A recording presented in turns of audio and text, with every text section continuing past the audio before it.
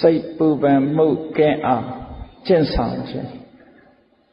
ဘုရားမြတ်စွာရဲ့အဓိကဟောကြားဆုံးမတဲ့တရားတော်များကိုလိုက်နာကျင့်သုံးခြင်းဟာစိတ်ပူပန်မှုတွေပျောက်ကင်းအောင်ကျင့်ဆောင်ခြင်းပဲဖြစ်တယ်ပေါ့စိတ်ပူပန်မှုတွေကြောင့်မို့လို့လောကလူသားတွေဟာချမ်းသာဒုက္ခကိုမရနိုင်ပဲရှိနေကြမြည်သည့်လူမျိုးမြည်သည့်နိုင်ငံသားမြည်သည့်ဘာသာဝင်ပဲဖြစ်ဖြစ်စိတ်ပူပန်မှုတွေနဲ့လွှမ်းမိုးနေကြပျော်ရွှင်နေချမ်းမြေ့တယ်ဆိုတာတစ်ခါတရံတော့သာရကြပြီအလုံးဟာစိတ်ပူပန်မှုတွေရှိနေကြတယ်အဲ့ဒီစိတ်ပူပန်မှုတွေ stress လို့ခေါ်တယ်ခုခေတ်မှာဒီစကားလုံးကိုတော်တော်အသုံးပြုပြီးတော့ပြောကြစိတ်ဖိစီးမှုတွေစိတ်ပူပန်မှုတွေလူတိုင်းမလူတိုင်းမှာရှိကြဘုရားမြတ်စွာဟောကြားတဲ့စကားတော်နဲ့ပြောမယ်ဆိုလို့ရှိရင်တောကပေါ့လူတွေမှာလူတိုင်းချမ်းသာတဲ့လူရောဆင်းရဲတဲ့လူပါကြီးသူရောငယ်သူပါလူမျိုးမရွေးဘာသာမရွေးတောကဆိုတဲ့တရားနဲ့ကင်းနိုင်တဲ့ပုဂ္ဂိုလ်မရှိကြတနေ့မဟုတ်တစ်ချိန်မဟုတ်တောကဆိုတာရောက်လာကြတတ်ထိုတောကဟာစိတ်ရဲ့ပူပန်မှုတရားတစ်ခုပဲဖြစ်တယ်ပေါ့တောကနဲ့အတူတကွရှင်တွဲလာတဲ့တရားကတော့ဒေါသလို့ဆိုတာဒေါသနဲ့တောကရှင်တွဲလာတတ်တာဖြစ်သောကြောင့်လူတွေရဲ့စိတ်နှလုံးငြိမ်းချမ်းမှုဟာတောကဒေါသဝင်လာပြီဆိုလို့ရှိရင်ဆုံးရှုံးနေတာသွားတယ်ဒါကြောင့်မို့ဘုရားမြတ်စွာရဲ့တရားဓမ္မတွေအဓိကကျင့်သုံးနေထိုင်ကြခြင်းဟာစိတ်ပူပန်မှုကင်းအောင်ကျင့်ဆောင်ခြင်းပဲဖြစ်တယ်လို့ဆိုရင်မမှားဘူးတက်ရှိထင်ရှားဖြစ်နေတဲ့အချိန်ကာလမှာစိတ်ချမ်းသာမှုနဲ့စိတ်နှလုံးအေးချမ်းစွာနေနိုင်မှုကအမှန်တမ်းအရေးကြီးတယ်တောကဟာဘယ်ကြမှာရပ်သွားတယ်လဲလို့ဆိုလို့ရှိရင်အနည်းဆုံးအနာဂံအဆင့်ရောက်သွားပြီဆိုရင်တော့တောကရပ်တယ်ယန္တာဖြစ်သွားပြီဆိုတဲ့အချိန်မှာတော့စိတ်ပူပန်မှုဆိုတာဘယ်တော့မှမလာတော့ဘူးစိတ်နှလုံးအေးချမ်းတယ်ဒါကြောင့်မို့နောက်ပိတ်ဆုံးအနေနဲ့ပြောမယ်ဆိုရင်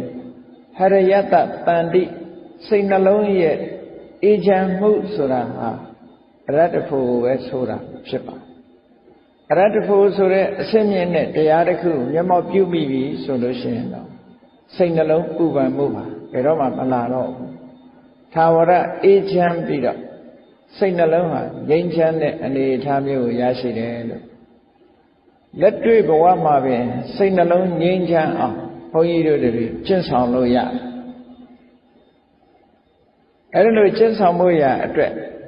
မြတ်စွာဘုရားကထိုသုတ်တန်တွေမှာနီလံပေးပြီးတော့ဟောထား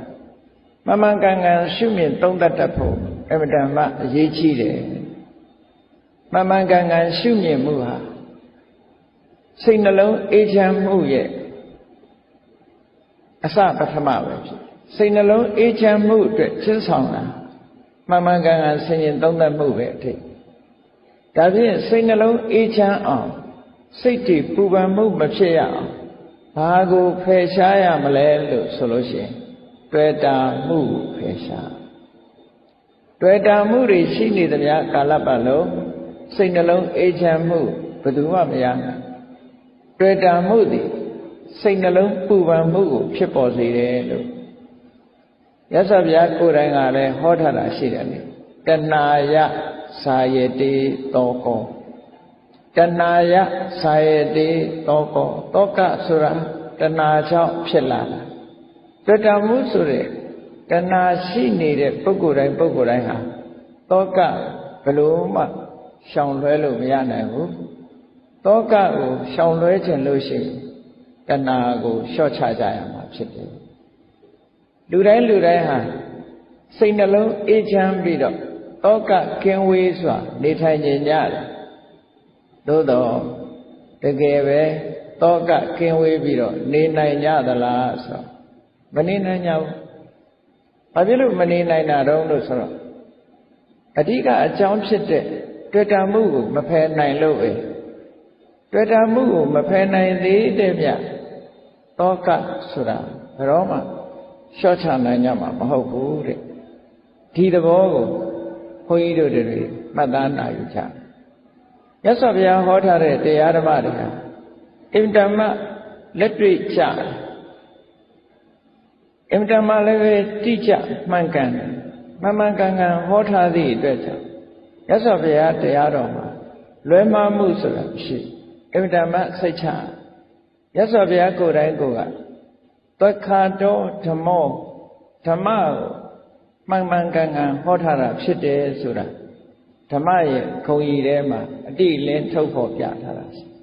ဒါကဂရန်တီပေးတဲ့သဘောပဲမြတ်စွာဘုရားရဲ့တရားဟာမှားယွင်းမှုလုံးဝမရှိဘူးမှားယွင်းမှုမရှိုံနဲ့မကဘူးမပြည့်စုံတာလည်းမရှိဘူးပိုလွန်သွားတာလည်းမရှိဘူးစဉ်းစားကြည့်လေမြတ်စွာဘုရားဒီတရားတွေကိုဘယ်တော့မှဟောခဲ့တာတော့ဆိုလွန်ခဲ့တဲ့နှစ်ပေါင်း2600ကဟောခဲ့တယ်ဒါမှမဟုတ်ဒီနှစ်တရားဓမ္မပေါ်လာတဲ့နှစ်ဟာဒီဒွေစัจ जा တရားဟောတဲ့နှစ်လို့လည်းပြောလို့ရတယ်ဓမ္မပေါ်လာတဲ့နှစ်မြတ်စွာဘုရားအဆုံးအမတွေစတင်ပေါ်လာတဲ့နှစ်အရေးအတွက်ဟာဒီကနေ့ဆိုလို့ရှိရင်နှစ်ပေါင်း2600လို့ဒီလိုပြောတာနော်နှစ်ပေါင်း2600ရှိသွားပြီအဲ့ဒါလို့နှစ်ပေါင်း2600ကဟောခဲ့တဲ့တရားတွေဟာဒီကနေ့ကြည့်မယ်ဆိုလို့ရှိရင် out of date ဖြစ်သွားတာတခုမှမရှိဘူးနော်ဒီတခြားအရာတွေဆိုလို့ရှိရင်ခေတ်မမီတော့လို့တော့မဟုတ်ဒီအသုံးမကျတော့လို့ဖြစ်လိုက်ရတာတွေအများကြီးရှိမြတ်စွာဘုရားတရားတော်ဟာဒီကနေ့ထိအောင်တစ်လွင်ပြီးတော့မှန်ကန်နေတော့မှရှိဒါဘာဖြစ်လို့လဲလို့ဆိုလုံးဝမှန်ကန်လို့ပဲပေါ့လူသားတွေရှိနေသမျှကာလပတ်လုံးမြတ်စွာဘုရားတရားတော်ဟာမှန်ကန်နေအောင်ပါပဲတရားဝါတွေရှိနေသမျှကာလပတ်လုံးမြတ်စွာဘုရားတရားတော်ဟာမှန်ကန်နေမှာဘယ်တော့မှမှားသွားတယ်မရှိဘူးစဉ်းစားကြည့်နေမြတ်စွာဘုရားကသစ္စာ၄ပါးကိုဟောခဲ့တယ်အေးခေတ်ပြောင်းလာသည့်အတွက်ကြောင့်အရှင်ဘုရားဟောခဲ့တဲ့သစ္စာ၄ပါးဟာနော်တပါးလျှော့လို့ရနေပြီခုခေတ်မှာဘယ်ဟာကခေတ်မမီတော့ဘူးလို့ဆိုသစ္စာ၄ပါးဟာတပါးပိုးနေတယ်ဆိုပြီးတော့တပါးကိုလျှော့လို့လည်းမရနောက်ထပ်ပြီးတော့သစ္စာ၅ပါးပါလို့ထပ်တိုးခြင်းလို့လည်းမရသူဟာလည်းသူမှန်မှန်ကန်ကန်တိတိကျကျအရှိတိုင်းပဲပြည့်လုံးဝပြည့်စုံတယ်ဒီကုန်းလေးကိုကေဝလပရိပုံနာလုံးဝပြည့်စုံတယ်မြတ်စွာဘုရားတရားတော်ပရိသုဒ္ဓတကယ်ကိုတန့်ဆက်အမှားယွင်းခင်းတယ်ဖယ်ရှားပြည့်စရာမရှိဘူးနိဗ္ဗာန်ရောက်ကြောင်းအကျင့်ပဋိပဒါကိုဟောတဲ့အခါမှာလည်းမဂ္ဂင်၈ပါးဒီမဂ္ဂင်၈ပါးဟာမိမိတို့တဏ္ဍာမှာတကယ်ဖြစ်အောင်ကြိုးစားထားပြီဆိုလို့ရှိရင်နိဗ္ဗာန်လမ်းကိုရောက်ဖို့ရတေချာဘယ်ရာဖြစ်မဂ္ဂင်၈ပါးနဲ့မလုံလောက်ဘူးနောက်ထပ်တစ်ခုထပ်တိုးဖို့လိုအပ်တယ်ဆိုတာမရှိဘူး၉ပါးလို့သတ်မှတ်စရာလည်းမရှိဘူး9ပါးလို့လျှော့ချစရာလည်းမရှိဘူးလို့ဒီလိုဆုတ်လို့တာပေါ့အဲ့တော့မြတ်စွာဘုရားတရားတော်ဟာဘယ်ခေတ်ဘယ်အခါမှာပဲဖြစ်ဖြစ်ပယ်ဖြစ်เสียဆိုတာမရှိသလိုဖြစ်ဆက်เสียဆိုတာလည်းမရှိဘူးတဲ့ဒါဘာဖြစ်လို့လဲလို့ဆိုတော့လုံးဝမှန်ကန်နေလို့သွားခါတခုံဆိုတာအဲ့ဒါကိုပြောတကယ်ကိုတိကျမှန်တယ်အေးတချို့တရားကမှန်တော့မှန်တယ်သို့တော့မှန်ပေမဲ့လို့ကျင့်သုံးလိုက်နာတဲ့ပုဂ္ဂိုလ်တွေကလက်တွေ့သိနိုင်တာမဟုတ်ဘူးဆိုလို့ရှိရင်လည်းအသုံးမဝင်ဘူးဟုတ်တော့ဟုတ်ပါရဲ့နော်မှန်မှန်ကန်ကန်ဟောတာတော့ဟုတ်ပါရဲ့ဒါပေမဲ့လက်တွေ့မပြနိုင်ဘူးဆိုလို့ရှိရင်လည်းအသုံးမဝင်ဘူးမြတ်စွာဘုရားတရားတော်ကလက်တွေ့ပြနိုင်တယ်တဲ့တန်ဋိဋ္ဌိကောကိုယ်တိုင်မြင်နိုင်တယ်ကိုယ်တိုင်သိရှိနိုင်တယ်အခုပြောတဲ့စိတ်ပူပန်မှုကိုလျှော့ချခြင်းစိတ်ပူပန်မှုကိုမဖြစ်ရအောင်ကျင့်ဆောင်ခြင်းစိတ်ပူပန်မှုပျောက်ကင်းအောင်ကျင့်ဆောင် တကယ်ချင်းရင်တကယ်စိတ်ပူပန်မှုတွေပျောက်သွားအဲ့ဒီပျောက်သွားတာအကိုကဒါလက်တွေ့ကိုယ်တိုင်သိနိုင်ကိုယ်စိတ်ပူပန်နေတဲ့အခါမှာ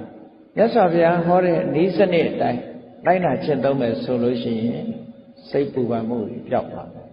ဒါကိုဆိုလိုတာပေါ့နော်တန်ဋိဋ္ဌိကောကိုယ်တိုင်သိနိုင်တယ်မြင်နိုင်တယ်ဆိုဒီအရေးချင်းရှိတခါကိုယ်တိုင်သိနိုင်တယ်မြင်နိုင်တယ်လို့ပြောတဲ့အခါမှာဘယ်လောက်ကြာအောင်စောင့်ရမှာတချို့ကိစ္စတွေကကြာအောင်စောင့်ရကိုယ်တိုင်တော့သိနိုင်ပါတယ်ဘယ်နှစ်စောင့်ရမယ်လို့နောက်ဘဝထီအောင်စောင့်ရမယ်လို့ဒီလိုဟာမျိုးတွေရှိသေးတယ်မြတ်စွာဘုရားတရားတော်ကြတော့အဲ့လိုမရှိဘူးကိုယ်တိုင်သိဖို့အခုကြိုးစားရင်အခုသိနိုင်တာဖြစ်သောကြောင့်အကာလိကောစောင့်ဆိုင်ဖို့ချိန်မလိုဘူးတဲ့အခုကြိုးစားအခုနှလုံးသွင်းအခုသိနိုင်တာဖြစ်တယ်ဒါကြောင့်မို့အကာလိကောလို့ပြောအဲ့တော့ဘုရားမြတ်စွာရဲ့တရားဓမ္မတွေရဲ့ဂုဏ်ကြီးတွေဟာဒီအတိုင်းသွားတာပဲအကုန်လုံးဒီတရားဂုဏ်တော်6ပါးလို့လူတွေကသိနေကြတဲ့အရေးမြတ်စွာဘုရားရဲ့တရားရဲ့တိကျမှန်ကန်မှုကိုဖော်ပြတယ်အကာလိကောအချိန်ကာလဆိုင်းเสียမလိုပဲနဲ့လက်တွေ့ချက်ချင်းသိနိုင်တဲ့အရာလို့ဆိုတော့ကိုယ့်ရဲ့မိတ်ဆွေသင်္ဃဟတွေကိုရဲရဲဝံ့ဝံ့ဖိတ်ခေါ်ပြောပြဖို့ဖြစ်နိုင်တဲ့တရားတချို့တရားကမှန်ကန်မှုမရှိသည့်အတွက်ကြောင့်ကိုယ်တိုင်လည်းလက်တွေ့မပြနိုင်ဘူးလက်တွေ့ပြရင်လည်းအချိန်ကာလတစ်ခုကြာမှသိရမှာဆိုတဲ့အနေအထားမျိုးရောက်နေလို့ရှိရင်ဖိတ်ခေါ်ပြီးတော့ပြဖို့ဆိုတာအမှန်တမ်းခက်တယ်ပေါ့မြတ်စွာဘုရားတရားတော်ကြတော့အဲ့လိုမဟုတ်ဘူးအေဟိပတ္တိကောလာပါလက်တွေ့လှုပ်ကြည့်ပါဒီလိုပြောဆိုဖိတ်ခေါ်ပြီးတော့ပြသနိုင်တဲ့တရားမျိုးပြသထိုက်တဲ့တရားမျိုးဖြစ်တယ်အခုချင်းအခုကြိုးရတာဖြစ်သောကြောင့်ဩပတ်နေကြီးကောလူတိုင်းရဲ့နှလုံးသားထဲမှာရောက်အောင်ကျင့်ဆောင်တဲ့နောက်ဆုံးမှာမြတ်စွာဘုရားရဲ့တရားတော်တွေဟာအခြေခံတရားကစပြီးတော့အစစ်မြင့်တရားတွေထိအောင်ရှိအစစ်မြင့်တရားတွေရောက်တဲ့အခါကျတော့တကယ်ပညာနဲ့အသိပညာလည်းမြင့်မားဖို့လိုတယ်ပေါ့တရားကအစစ်မြင့်တယ်ပညာကအစစ်နှိမ့်နေတယ်ဆိုလို့ရှိရင်လည်းမသိနိုင်ဘူးဒါကြောင့်မို့လို့ပစ္စတံဝေရိတကောဝိညူဟိဝိညူလို့ခေါ်တဲ့တကယ်ပညာရှိပုဂ္ဂိုလ်တွေမှာမိမိကိုယ်တိုင်ဘုရားမြတ်စွာရဲ့တရားဓမ္မကိုသိရှိနားလည်နိုင်အဲ့တော့ဒီအရေးချင်းတွေကိုကြည့်လိုက်မယ်ဆိုလို့ရှိရင်တရားအပေါ်မှာဘုန်းကြီးတို့တွေဘလောက်ယုံကြည်အားကိုးထိုက်တယ်ဆိုတာအမှန်တမ်းထင်ရှားတယ်ဒီအချက်တွေနဲ့ပြည့်စုံနေတာမှအားကိုးစရာအားကိုးယုံကြည်မှုမရှိဘူးဆိုရင်ဘယ်ဟာကိုအားကိုးမှာလဲဒီပြင်ဘာသာတွေမှာဟောတဲ့တရားတွေဆိုလို့ရှိရင်ဒါမျိုးတစ်ခုမှမပါနော်အခြေခံလူတွေလိုက်နာကျင့်သုံးရမယ့်အချက်ကလေးလောက်သာဟောပြောနိုင်ကြတာဖြစ်တယ်အဆင့်မြင့်လာတဲ့တရားအဆင့်တောင်သိအမြင့်ကြီးမဟုတ်ဘူးဘာကိုလူတွေမသိနိုင်တဲ့တရားမျိုးကြတော့ကောင်းကင်ဘုံကိုလက်ညှိုးထိုးပြီးတော့ကောင်းကင်ဘုံကသာဝရဘုရားသခင်ရဲ့အလိုတော်ဆိုတာနဲ့ပဲဒီလူတွေကအားလုံးယုံကြည်မှုနဲ့ပဲခြေနှက်သွားကြကိုယ်တိုင်လုံးနိုင်တာတခုမှမရှိဘူးဘုရားတရားတော်ကအဲ့ဒါမျိုးမဟုတ်ဘူးကောင်းကင်ဘုံကိုလက်ညှိုးထိုးပြီးပြောစရာလည်းမလိုဘူးကိုယ်တိုင်လက်တွေ့ရှင်းသုံးကိုယ်တိုင်လက်တွေ့သိနိုင်တဲ့တရားဆိုတာအင်တာမရှင်းတယ်အင်တာမရှင်းသည့်အတွက်ကြောင့်တဆင့်ခံဟောပြောရတဲ့တရားမျိုးလည်းမဟုတ်ဘူးအခြားတရားတွေဆိုလို့ရှိရင်တဆင့်ခံနေကြည့်ပဲတဆင့်ခံတွေကိုမှမီဒီယာရဲ့တာတွေကနေတဆင့်သိကြနော်အောင်သွယ်တော်တွေဆက်သွယ်မှုတွေတမန်တော်တွေ prophet တွေကနေပြီးတော့မှတဆင့်သိခွင့်ရကြတာလေဘုရားရဲ့တရားတော်ကအဲ့လိုဈာခံပုဂ္ဂိုလ်တဦးတယောက်မီဒီယာတာလိုအပ်တာမျိုးမဟုတ်ဘူးကိုယ်တိုင်လုပ်ရင်ကိုယ်တိုင်သိနိုင်တယ်ဆိုတာအမှန်တမ်းထင်ရှားတချို့ကဘာသာတရားတွေဟာတူတူပဲနဲ့ရောပြီးတော့ပြောလို့ရှိတယ်မတူဘူးဆိုတာအမှန်တမ်းကွာမတူဘူးဆိုတာအမှန်တမ်းဘုရားဘာသာကလွဲလို့ရှိရင်တော့ဘာသာတရားအားလုံးကနတ်ကိုးကွယ်တဲ့ဘာသာတွေကြီးပဲနတ်ကိုးကွယ်တယ်ဆိုတဲ့ကဈာထဲမှာနတ်ကြော်ရှိတယ် နော်အဲ့တော့ယမပြေကနတ်ကိုးွယ်တဲ့လူတွေသိတယ်လေနတ်ကိုးွယ်ရတယ်ဆိုတာနတ်ကိုကိုယ်တိုင်တစ်ခါမှလည်းမမြင်ရဘူးနတ်နဲ့ကိုယ်တိုင်တစ်ခါမှလည်းစကားမပြောအောင်ပြောရတာဘယ်သူနဲ့ပြောတော့ဆိုနတ်ကတော်နဲ့ပဲပြောရတာဈာထဲမှာနတ်ကတော်နဲ့ပဲဆက်သွယ်ရအဲ့ဒီတိုင်းပဲဘာမှမထူးနော်အေးဘုရားမြတ်စွာရဲ့တရားတော်ကြတော့ဒီလိုဈာကံပုဂ္ဂိုလ်ဆိုတာရှိတာမဟုတ်ဘူးကိုယ်တိုင်လို့ကိုယ်တိုင်သိနိုင်တဲ့တရားဆိုအင်တမခြေနှက်ဆရာကောင်းတယ်လို့ဒါမတူတဲ့သဘောကိုသိထားဖို့လိုအပ်တာပေါ့ကောင်းပြီစိတ်ပူပန်မှုတွေစိတ်ဖိစီးမှုတွေဆိုတာလူတိုင်းမှာမကင်းနိုင်တာဖြစ်သောကြောင့်အဲ့ဒီစိတ်ပူပန်မှုတွေမဖြစ်ရလေအောင်ဘယ်လိုလုပ်မလဲအခုနိုင်ငံတကာကဒီအချက်ကိုအများကြီးစိတ်ဝင်စားနေတယ်အများကြီးစိတ်ဝင်စားလို့ဘာသာရပ်တစ်ခုတောင်မှတီထွင်ပြီးတော့ဘုရားရဲ့တရားတော်ကိုနောက်ကနေလိုက်ပြီးတော့ဘာသာရပ်တစ်ခုအနေနဲ့တက္ကသိုလ်မှာသင်ကြားတဲ့ဘာသာရပ်တစ်ခုအနေနဲ့သင်ပြနေတာတောင်ရှိတယ်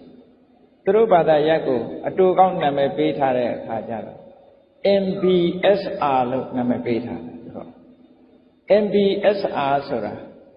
mindfulness based stress reduction လို့ခေါ်တယ် M ဆိုတာ mindfulness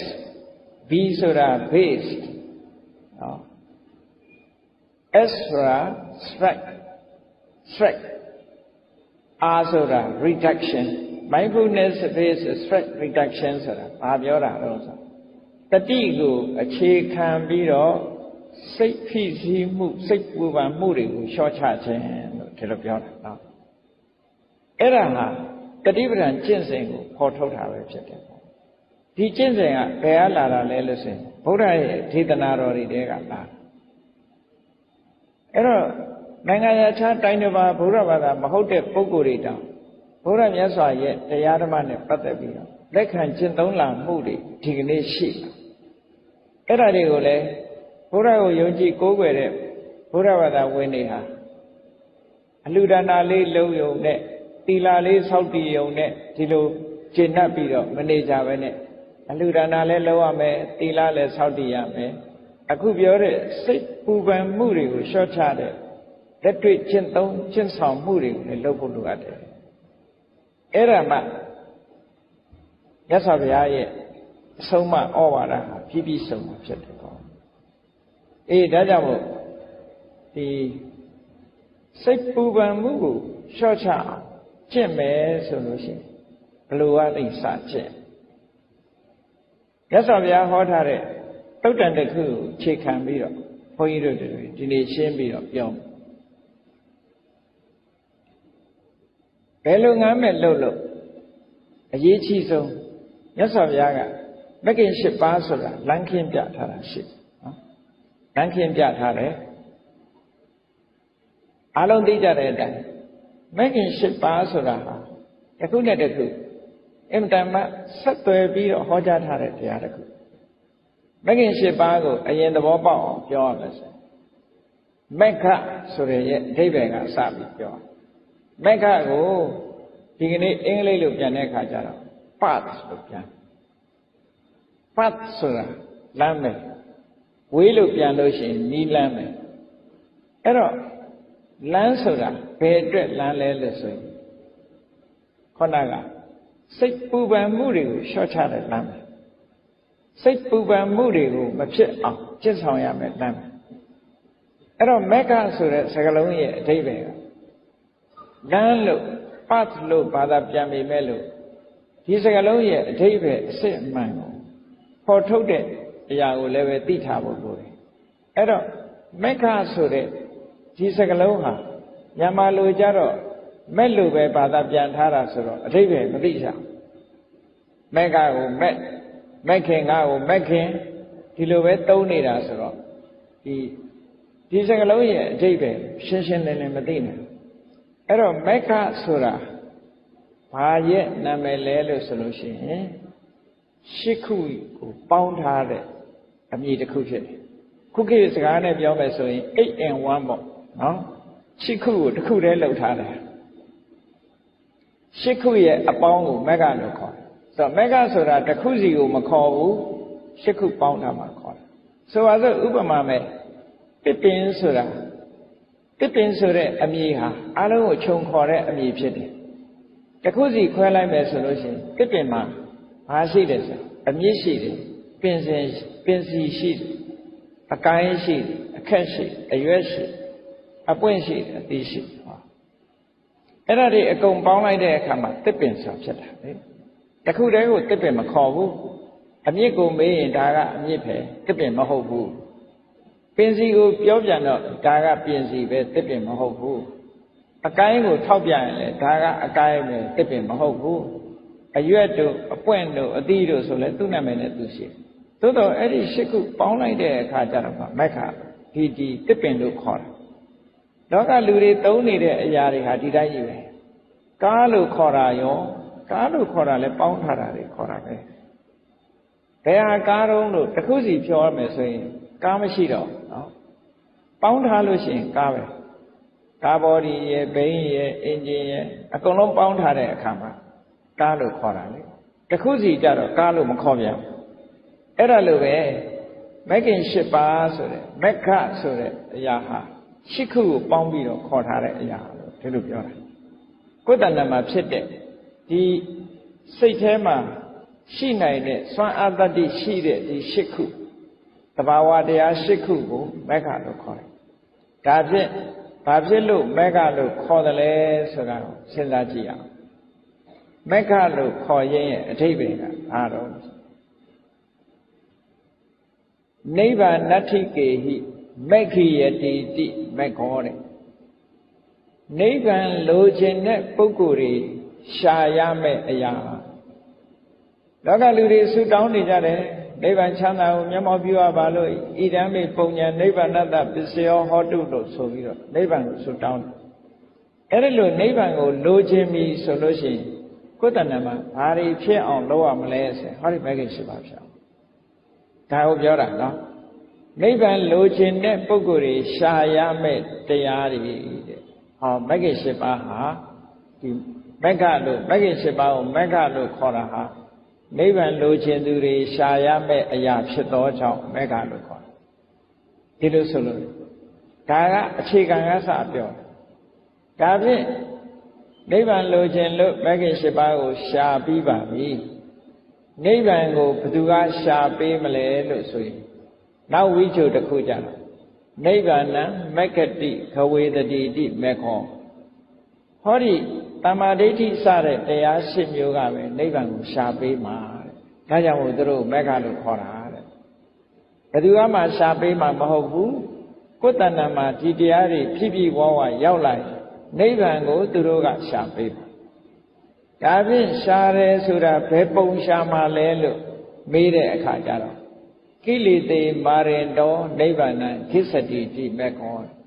ကိလေသာတွေကိုဖယ်ရှားပြစ်ပြီးနိဗ္ဗာန်ထဲကိုပြေးဝင်သွားခြင်းအားဖြင့်နိဗ္ဗာန်ကိုရှာတယ်။ဟောသူတို့ပဲအားလုံးဆိုလိုတာကနိဗ္ဗာန်လိုချင်ဒီတရားရှိခုကိုယ်တဏ္ဍာမှာဖြစ်အောင်လို့ကြီးထွားလာအောင်လို့ဒီလိုဆိုလိုတာပေါ့။ဒါကြောင့်မို့လို့ဒီမဂ္ဂင်၈ပါးဆိုတာဘုရားဘာသာဝင်တွေအားလုံးသိတယ်။သို့တော့ဆက်ဆက်နေတာကိုသိချစဉ်းစားကြည့်။နိဗ္ဗာန်ကိုလိုချင်ပြီဆိုရင်အစဆုံးဘာလို့လဲလို့ဆိုရင်တမ္မာဒိဋ္ဌိအမှန်မြင်ဖို့လိုတယ်။အမှန်ကန်ကန်မြင်ရမယ်။ခုနကကြည့်လေစိတ်ပူပန်မှုတွေကိုလျှော့ချဖို့စိတ်ပူပန်မှုဆိုတာရှိသလားမရှိဘူးလားရှိတယ်ဆိုရင်စိတ်ပူပန်မှုကိုမြင်တာကအမှန်မြင်တာပဲသူ့တဘာဝကိုမြင်တာမြင်လာပြီးတဲ့အခါမှာဘယ်လိုလျှော့ချရတော့မဟုတ်ဘယ်လိုမဖြစ်အောင်ကျင့်ရမလဲဆိုကျင့်ဖို့ကျင့်နည်းကိုလည်းမြင်တယ်အဲ့တော့စိတ်ပူပန်မှုကင်းတဲ့နေရာကိုမြင်တယ်စိတ်ပူပန်မှုကိုလျှော့ချတဲ့နည်းကိုသိတယ်ဆိုတာသစ္စာနဲ့ပြောမယ်ဆိုလို့ရှိရင်និရောဓနဲ့និရောဓဂ ामिनी ပฏิပဒါနော်និရောဓသစ္စာနဲ့និရောဓဂ ामिनी ပฏิပဒါသစ္စာဒီတစ်ခုပြောတာပဲအဲ့စိတ်ပူပန်မှုလို့ဆိုလိုက်တာနဲ့ပဲစိတ်နဲ့ပူပန်မှုနဲ့နော်စိတ်ပူပန်မှုဆိုတာဒုက္ခလားဒုက္ခလားလို့ဆိုရင်ဒုက္ခအဲ့တော့ဒုက္ခဆိုတော့နံပါတ်1သစ္စာကိုပြောတာအဲ့ဒီနံပါတ်1သစ္စာဒုက္ခကိုပြောတော့ဒီဒုက္ခကိုဘယ်သူကနေထုတ်လုပ်လာတော့ဆိုတော့တွေ့တာမှုကထုတ်လုပ်နေတာလို့ဆို စိတ်ပူပန်မှုတွေဆိုတဲ့ဟာဒုက္ခထိုစိတ်ပူပန်မှုတွေကိုဖြစ်စေနေတာကတွေ့တာမှုပဲအဲ့တော့စိတ်ပူပန်မှုကိုလျှော့ချခြင်းတွေ့တာမှုဖယ်ရမယ်ဒီလိုကျင့်ဆောင်မှုတွေကိုမြင်တာကိုတမ္မာဒိဋ္ဌိလို့ခေါ်တယ်ဒါတမ္မာဒိဋ္ဌိအခြေခံအားဖြင့်ဒါတမ္မာဒိဋ္ဌိအမှန်မြင်တယ်လို့ပြောတယ်အဲ့ဒီအမှန်မြင်မှုဒီကိုယ်တဏ္ဍမှာပထမဖြစ်အောင်လုပ်အဲ့ဒီလိုအမှန်မြင်ဖို့အတွက်ဘာလို့อ่ะတမ္မာသင်္ကပ္ပရသော်ဗျာတစ်ခုနဲ့တစ်ခုဆက်သွယ်ထားဖို့ပြောပြ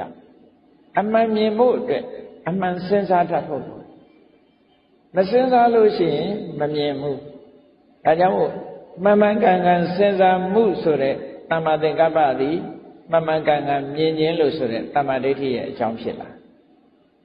ဒါကြောင့်တမ္မာဒိဋ္ဌိပြီးတော့တမ္မာသင်္ကပ္ပလို့ဟောတာဟုတ်ပြီမှန်မှန်ကန်ကန်စဉ်းစားတယ်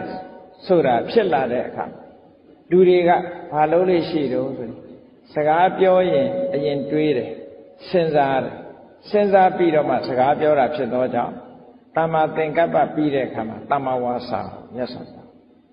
အကြောင်းမဲ့သူစင်ញင်အားဆင်တာမဟုတ်ဘူးတစ်ခုနဲ့တစ်ခုဆက်သွယ်ထားတာနော်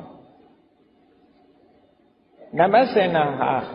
ကိုစင်ញင်တယ်လို့အမတ်တမဲ့ဆင်လိုက်တာမျိုးမဟုတ်ဘူးဒိဋ္ဌိရှိရှိဆင်ထားတယ်လို့ဆိုလို့နော်လုပ်ငန်းသဘောအရစီစဉ်ထားတာလူတွေဟာ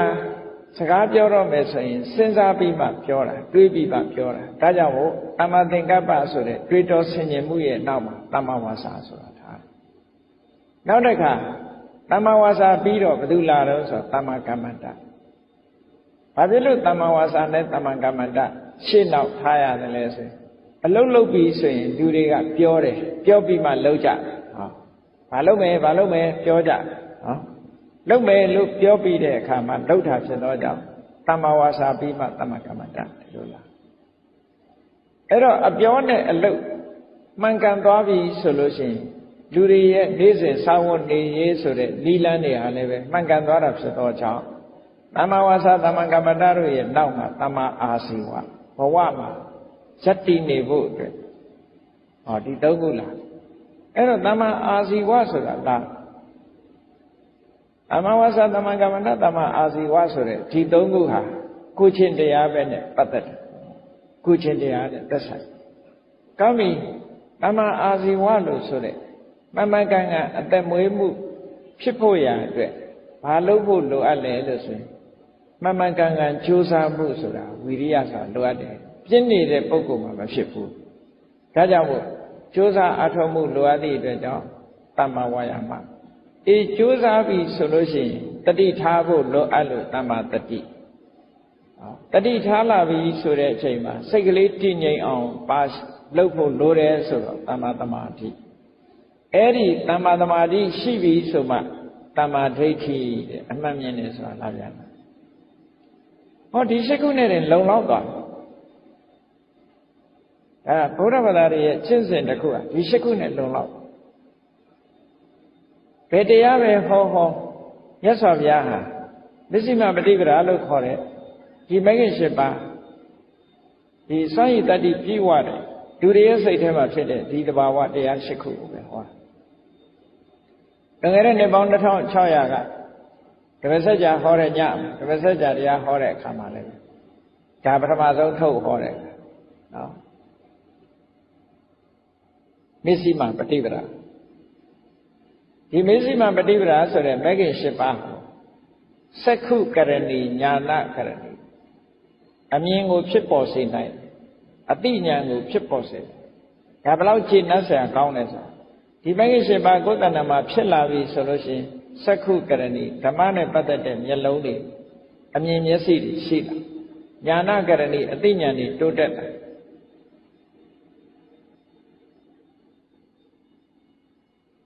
အဘိညာယသံမောရာယနိဗ္ဗာန်ထူးကဲတဲ့အတိညာထူးကဲတဲ့အမြင်တွေထူးကဲတဲ့အတိညာနောက်ဆုံးမှ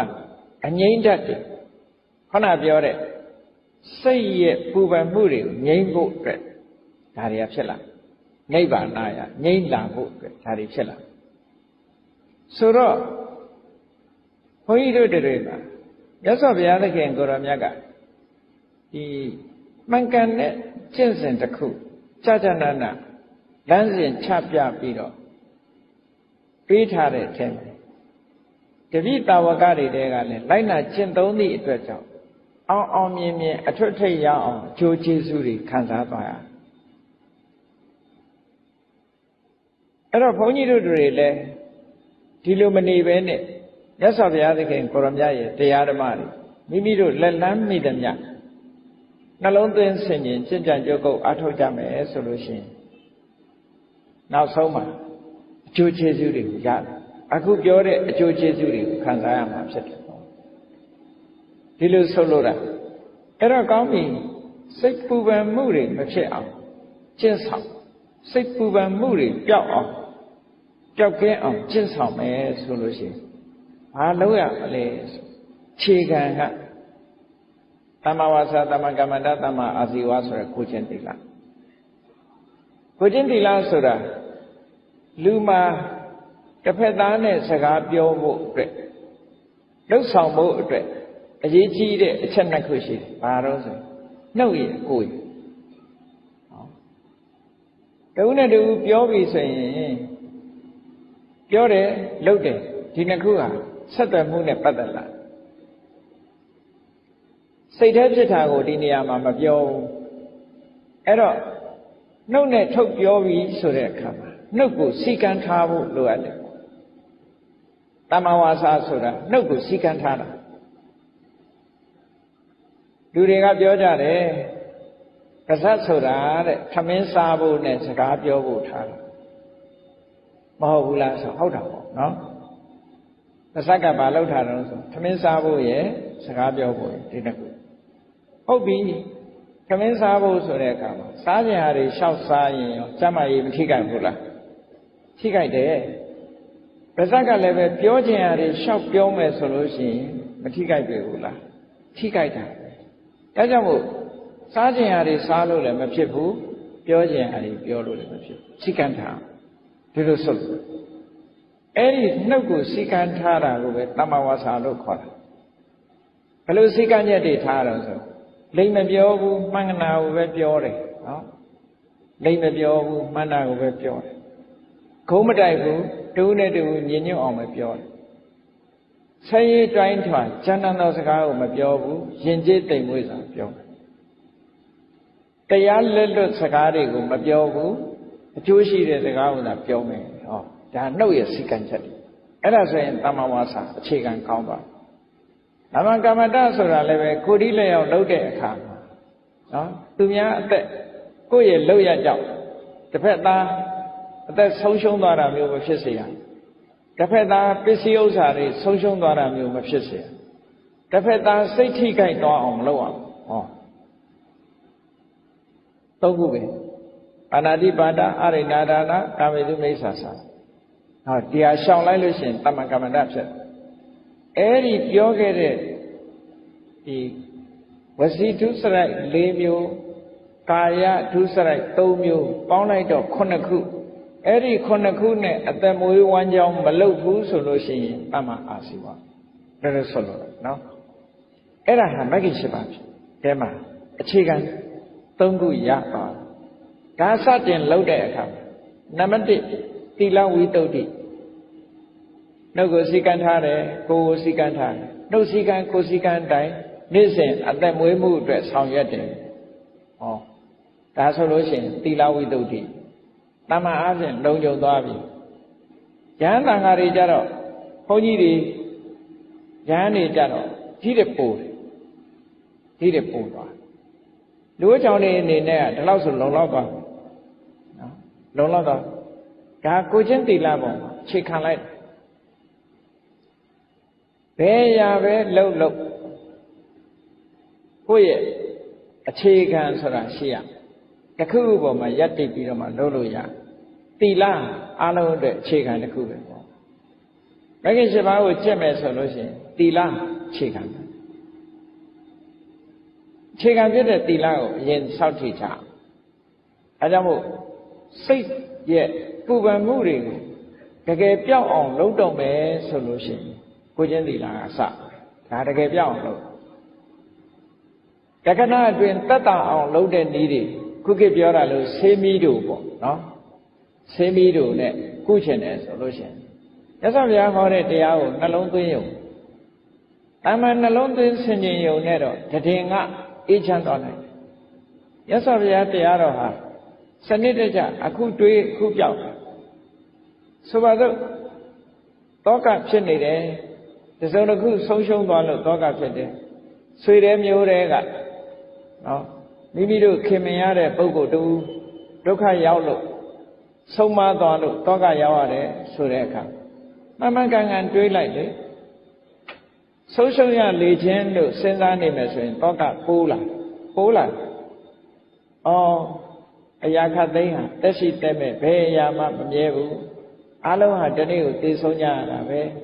ဘဝဆိုတာကံပေးသမျှနေရတာဒုက္ခနဲ့သူပဲလို့တွေးကြည့်လိုက်ပါအခုတွေးအခုတက်တာပါအဲ့ဒါလို့မတွေးလို့ရှိရင်မတက်တာဒါစိတ်ပူပန်မှုချွတ်ချတဲ့နေ့တစ်ခုပဲကိုယ်မှာတန်ဖိုးရှိတဲ့ပစ္စည်းတစ်ခုပျောက်သွားတယ်ဖြစ်ရလေခြင်းလို့စိတ်ထဲမှာရှူကြုံမရဖြစ်နေလို့ရှင်တောကတွေစိတ်ပူပန်မှုတွေများလာအဲ့ဒါလို့မတွေးပဲနဲ့ဟိုဘဝဆိုတာဒီပစ္စည်းကိုငါပိုင်တယ်ဆိုတာတခဏပစ္စည်းသင်္ခါရလူသင်္ခါရငါကရင်လည်းပစ္စည်းဆွန့်လိုက်ရတာပဲပစ္စည်းကတော့လည်းငါ့ကိုဆွန့်သွားတာပဲဘယ်ရာမှမမြဲဘူးလို့မြတ်စွာဘုရားဟောထားတာပဲမမြဲတဲ့နောက်မှာတောကဖြစ်နေလို့အပူပဲလို့စဉ်းစားလိုက်တာနဲ့ဟောပူပန်မှုကပျောက်ဒါမြတ်စွာဘုရားကိုယ်တိုင်ကလည်းပဲဒီနည်းကိုဟောတာဘုရားသုံးတဲ့စကားလုံးနဲ့ပြောရမယ်ဆိုရင်ယံကိစီဘူတံသင်္ခတံဘာလောကဓမ္မတံဝတ္တမာပလုဇီတိနေတံဌာနံဝိသတိမြတ်စွာဘုရားဟောအကြောင်းတရားတွေကစုပေါင်းပြီးတော့ဖန်တီးထားတဲ့အရာတစ်ခုမပြတ်ရအောင်မပြောက်ရအောင်ဘယ်သူတတ်နိုင်မှာလဲတဲ့ဘယ်သူကမတတ်နိုင်မဖြစ်နိုင်ဘူးကံကုဋ္ဌထလဘဒီအခြေအနေမျိုးကိုငါမှဘာလုပ်နိုင်မှာလဲဘာတတ်နိုင်မှာဗမာတွေလည်းပြောတယ်ရှိတယ်ဗမာလိုကံကုဋ္ဌထလဘဆိုဘာတတ်နိုင်မှာလဲနော်မတတ်နိုင်မတတ်နိုင်တာကိုမတတ်နိုင်တဲ့သဘောကိုဆင်ញင်စဉ်းစားလိုက်ရင်တောကရော့သွားတာဒီလိုဆိုလိုတာပေါ့နော်ဒါကတည်ငါအားဖြင့်ပြည်ငြိမ်းမှုအတွက်ဆိုင်ရာအကြောင်းလေးတစ်ခုနဲ့ဖြည့်ရှင်းတဲ့နည်းစနစ်ကိုပြောခုနထာဝရဖြည့်ရှင်းခြင်းပြီဆိုရင်တော့သီလကစပြီးတဲ့အခါမှာသီလဝိတ္တုဖြစ်ပြီးစိတ်ဒီကိုချင်းတရားကောင်းလာပြီဆိုဒီကိုချင်းတရားကောင်းတာဟာဘာအတွက်လဲလို့ဆိုရင်သီလဝိတ္တုဒီစိတ်တဝိတ္တုဖြစ်ဖို့အတွက်ပဲသီလဝိတ္တုမှာမရှိဘဲနဲ့စိတ်တဝိတ္တုဖြစ်ဖို့ဆိုတာအခြေအနေမပေးဘူးသီလရဲ့အခြေအနေကိုကြည့်လိုက်ကိုယ်တိုင်ကိုချင်းသီလနဲ့ပြည့်ဝတဲ့ပုဂ္ဂိုလ်ကိုသီလကိုဆင်ញင်ကြည့်လိုက်တဲ့အခါဘာဖြစ်စိတ်ထဲမှာနှလုံးမသားမရမဖြစ်ဘူးကြည်နူးတယ်စိတ်ထဲမှာဝမ်းသာအဝိပတိတာရစိတ်ဆင်းရဲတာမဖြစ်ဘူးငါးပါးသီလလုံလို့ငါးပါးသီလလုံတယ်လို့တွေးလိုက်တာနဲ့စိတ်ဆင်းရဲမှုဆိုတာမဖြစ်ဘူးစိတ်နှလုံးဟာကြည်သာနေတယ်အဲ့ဒီစိတ်နှလုံးကြည်သာမှုသည်ပါမောက္ခဝမ်းမြောက်ဖို့ပဲဝမ်းမြောက်မှုဖြစ်စေ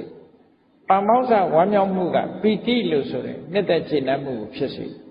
ပီတိဆိုတဲ့နှစ်သက်ကျေနပ်မှုကပတ္တတိလို့ခေါ်တဲ့ကိုယ်စိတ်ငြိမ်းချမ်းမှုကိုဖြစ်စေ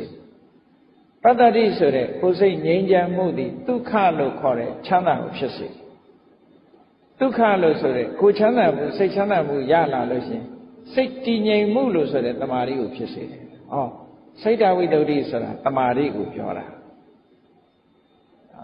စိတ်ကလေးငြိမ်းလာတယ်ဆိုတဲ့ပုဂ္ဂိုလ်တရားဟာချမ်းသာမှာမချမ်းသာဘူးဆိုစိတ်မငြိမ်ဘူးလေမကောင်းမှုဒုစရိုက်တွေလှုပ်ထားတဲ့ပုဂ္ဂိုလ်တရားဟာပူပန်နေရတဲ့အတွက်ကြောင့်ခုနပြောတာတွေဆုံးရှုံးတယ်ပြန်တွေးလိုက်တိုင်းစိတ်မချမ်းသာဖြစ်တယ်စိတ်မချမ်းသာဖြစ်တဲ့အတွက်ကြောင့်ဝမ်းမြောက်မှုဆိုတာကင်းမဲ့တယ်ဝမ်းမြောက်မှုမရှိလို့ပီတိဆိုတာမလာဘူးပီတိမလာလို့ပတ္တတိဆိုတဲ့ငြိမ်းချမ်းမှုတွေမဖြစ်ဘူးငြိမ်းချမ်းမှုမဖြစ်သည့်အတွက်ကြောင့် ဒုက္ခကိုချမ်းသာမှုစိတ်ချမ်းသာမှုမရှိဘူးစိတ်မှမချမ်းသာတဲ့ပုဂ္ဂိုလ်တရားဟာစိတ်တည်ငြိမ်မှုဆိုတဲ့တမာတိဘယ်မှာဖြစ်မလဲဒီအိဗယ်ပြောဒါကြောင့်မို့လို့သီလဒီထက်ဆက်သွယ်သွားပဋိစ္စသမုပ္ပါလို့ပဲသူကလည်းဆက်သွယ်မှုတွေရှိတယ်လို့ဒီလိုပြောတာနော်ဆက်သွယ်နေဒါကြောင့်မို့လို့မဂ္ဂင်၈ပါးထဲမှာတမ္မာဝါစာတမ္မာကမ္မန္တတမ္မာအာဇီဝဆိုတဲ့ကိုချင်းသီလဘယ်ကိုဥတည်သွားတာလဲဆိုတမာတိကိုဥတည်သွားတမာတိရသွားပြီဆိုလို့ရှိရင်စိတ်တဝိတ္တုဆိုတာဖြစ်လာတယ်ပေါ့စိတ်ကလေးစင်ကြယ်တယ်လို့ပြောတာဟာစိတ်တည်ငြိမ်မှုကိုပြောတာစိတ်တဝိတ္တုဆိုတာတမာတိကိုပြောတာတဲ့ကဲတမာတိကဘယ်နှမျိုးရှိတုံးလို့ဆိုရင်စာပေကျမ်းကအများစုမှာပြောလို့ရှိရင်တမာတိကို2မျိုးပဲပြောတယ်ဥပ္ပစာရတမာတိနဲ့အပ္ပနာတမာတိအပ္ပနာတမာတိဆိုတာအတူချုပ်ပြောရလို့ရှိရင်စံတရားရထားတဲ့အခါမှာအာယုန်နဲ့စိတ်ကိုညှိမြုပ်ထားနိုင်တဲ့တမာတိမျိုးဖြစ်လို့အပ္ပနာတမာတိသန္နတမာတိလက်စိတ်ဖို့စိတ်ရလာလို့ရှိရင်လည်းပဲအာယုန်နိဗ္ဗာန်ဆိုတဲ့အာယုန်ထဲမှာစိတ်ဟာမြုပ်သွားလို့မြင့်မြုပ်ထားလို့အပ္ပနာတမာတိလို့ခေါ်တယ်အဲ့ဒီသံတို့မဖို့တို့တဲ့အနိကမှာ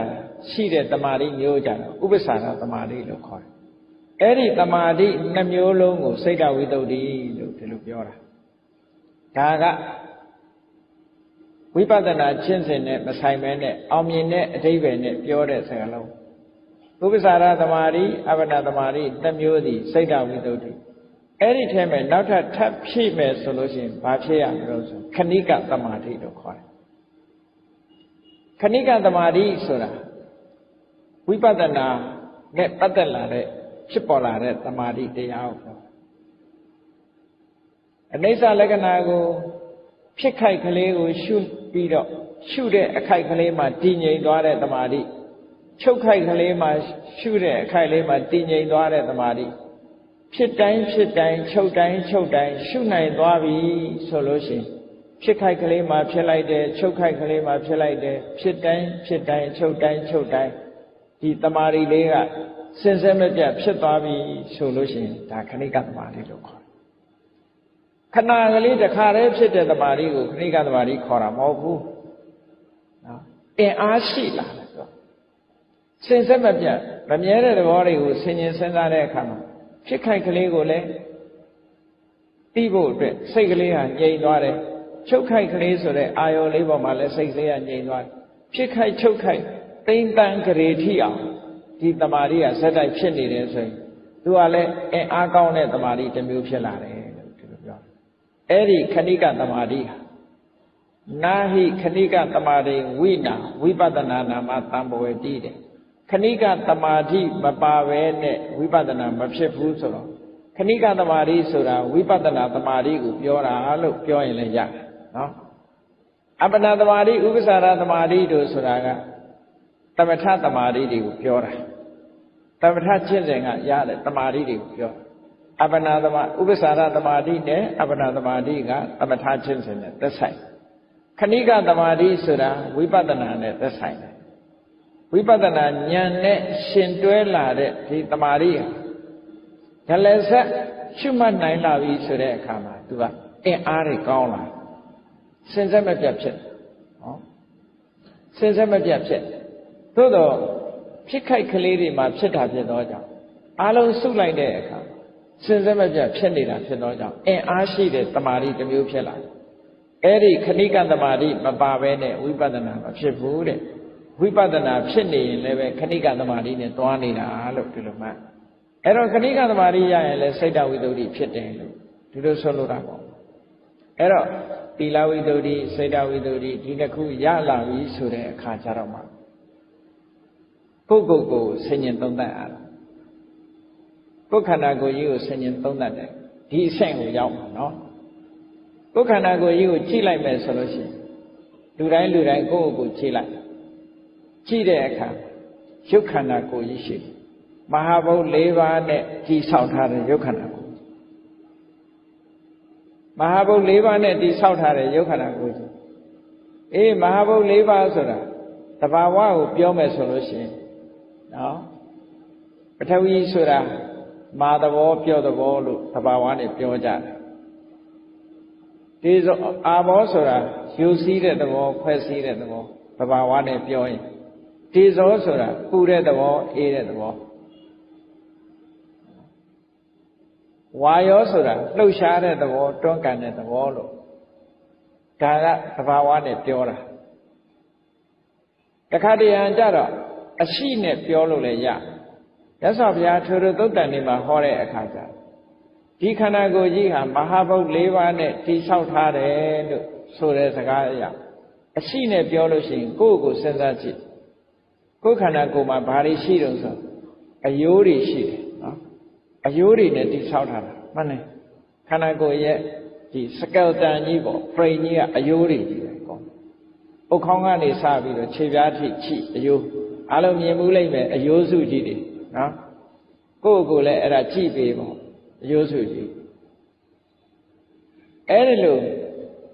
အတုံးအခဲတွေအဲ့ဒီအယိုးစုကြီးပေါ်မှာအသားတွေကြွက်သားတွေနော်ဒီနှလုံးတို့ကြောက်ကတ်တို့အသေးတို့ဥသိဥမတို့ဆိုတဲ့ဒီအတုံးအခဲတွေဒါတွေကတစုဒါတွေကိုပထဝီလို့ခေါ်တာပဲဓာတ်ကြီးတွေပါနဲ့တိဆောက်တာနောက်ဒီထဲမှာအရည်တွေရှိတယ်ဟုတ်လားမျက်ရည်ရှိတယ်သွေးတွေရှိတယ်ဟောအရည်သဘောတွေဒါကိုအာဘောလို့ခေါ်တာပဲနောက်ပူတဲ့သဘောအေးတဲ့သဘောအပူတွေအေးတွေခန္ဓာကိုယ်မှာကိုယ်ငွေ့တွေရှိတယ်အစာတွေကျဉ်ညက်သွားလောက်အောင်ပူတဲ့အပူရှိတယ်ခန္ဓာကိုယ်ကြီးတစ်ဖြည်းဖြည်းရင့်လာအောင်ပိုးလာအောင်ပူတဲ့အပူတွေရှိတယ်အဲ့ဒီအပူတွေမှန်သမျှကိုသေဇောလို့ခေါ်တယ်နေ့စဉ်နဲ့ညအသက်ရှူသွင်းထုတ်နေတဲ့လေတွေရှိတယ်တခြားလေတွေလည်းရှိတယ်အဲ့ဒီခန္ဓာကိုယ်ထဲမှာရှိတဲ့လေတွေအားလုံးဝါယောလို့ခေါ်တယ်ပေါင်းလိုက်တဲ့အခါကျမြတ်စွာဘုရားကသာတုမဟာဘူတိကောအယံကာယောတဲ့ဒီခန္ဓာကိုယ်ကြီးဟာဓာတ်ကြီး၄ပါးနဲ့တည်ဆောက်ထားတာလို့ဆိုတာဒါပြောတာကိုယ့်ကိုဆင်ញင်စဉ်းစားကြည့်လို့ရှိရင်ညအဲ့ဒီခန္ဓာကိုယ်ကြီးဟာဓာတ်ကြီး၄ပါးနဲ့တည်ဆောက်ထားတယ်ဒီဓာတ်ကြီး၄ပါးနဲ့တည်ဆောက်ထားတဲ့ခန္ဓာကိုယ်ကြီးကိုတာမန်ပုထုဇဉ်ပုဂ္ဂိုလ်တွေအနေနဲ့ကြည့်လိုက်မှဆိုရင်တာမန်အနေနဲ့ကလည်းကြည့်ကြည့်မိခင်ရဲ့ဝမ်းထဲမှာကလလရေကြီးဆိုတာလေးကစအင်မတန်မှသိငယ်တဲ့အဆက်အပြောက်ကလေးတဲမှာတရေတီးပြီးတော့စကလလရေကြီးကနေပြီးတော့နော်အမြုပ်ကနေပြီးတော့သားတစ်ကနေပြီးတော့အမအခုလုံးပြီးတော့မှခက်မှ၅ပြားဆိုတာတဖြည်းဖြည်းပုံတရံပေါ်လာဆိုလိုတာကခန္ဓာကိုယ်ကြီးဖြစ်ပေါ်နေတာကိုလည်းပဲလူတွေသိကြတယ်ဆရာဝန်တွေဆိုရင်တော့ပိုသိတာပေါ့နော်လက်တွေ့သင်ကြားနေရတဲ့အခါမှာပိုသိတာမန်ပုဂ္ဂိုလ်တွေလည်းပဲအမှတ်တမဲ့နေရင်သာမသိတာပါလူရဲ့ခန္ဓာကိုယ်ကြီးဟာရုပ်ခန္ဓာကိုယ်ကြီးကကြည့်သေးသေးလေးကနေပြီးတော့တဖြည်းဖြည်းကြီးလာတဖြည်းဖြည်းကြီးလာစတင်ဖြစ်လာတာကိုအာစယလို့ခေါ်တယ်အာစယအပစယပါစယဆက်လက်ပြီးတော့ဖြစ်နေမွေးဖွားလာတဲ့နောက်ကြလဲကြည့်မွေးလာတော့ကသေးသေးလေးရဲ့ခမင်းမုံငါတေးစာတွေစားပြီးတော့ကြီးလာလိုက်တာဟောဒါရုပ်ခန္ဓာကိုယ်ကြီးရဲ့သဘော